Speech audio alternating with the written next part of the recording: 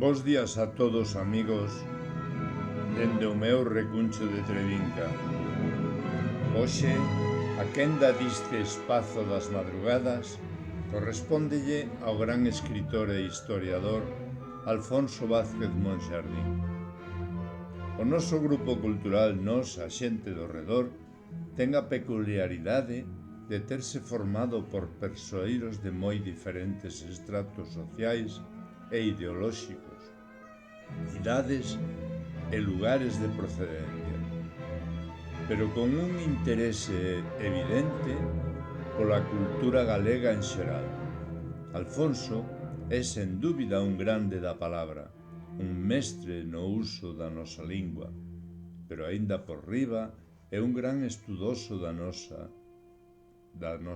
historia da nosa terra, que nos achega sempre dun xeito tan didáctico que é un luxo aprender con il cousas e datos tan importantes como os que hoxe tentarei comenzar do artigo que Monxardín regálanos no número 20 da nosa revista e que titula Florentino Cuevillas, o terceiro home, ao que porei voz nos seus primeiros parágrafos para que coa revista nas vosas mans continuedes disfrutando diste magnífico texto ata o final.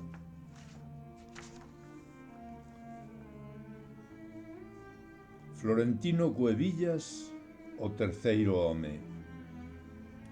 Nada que ver coa mellor das películas do xénero negro, aquela que transcorre na Viena dos primeiros años da posguerra e cunha trama centrada no tráfico de penicilina, nuns asesinatos e nas pasións humanas.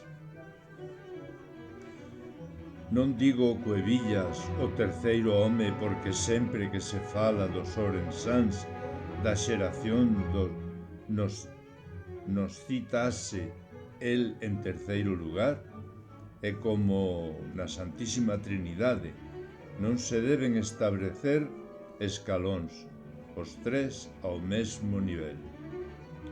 Porque, ademais, sen dúbida, Florentino López Alonso Cuevillas non tivo menos méritos e éxito no seu campo de actuación cos outros. Explícome. Os homes de Nós, como é sabido, trataron de poñer a cultura galega á altura das outras culturas europeas do momento. En algunhas cousas tiveron máis éxito e noutras menos. Nas que menos, na lingüística, non houbo especialista que fixese unha gramática e unhas normas. En realidade, non souperon case a gramática de Saco e Arce do Rexurdimento. Na historia tampouco souperon a historia de Murguía, e na política non lograron construir unha forza estable e duradeira.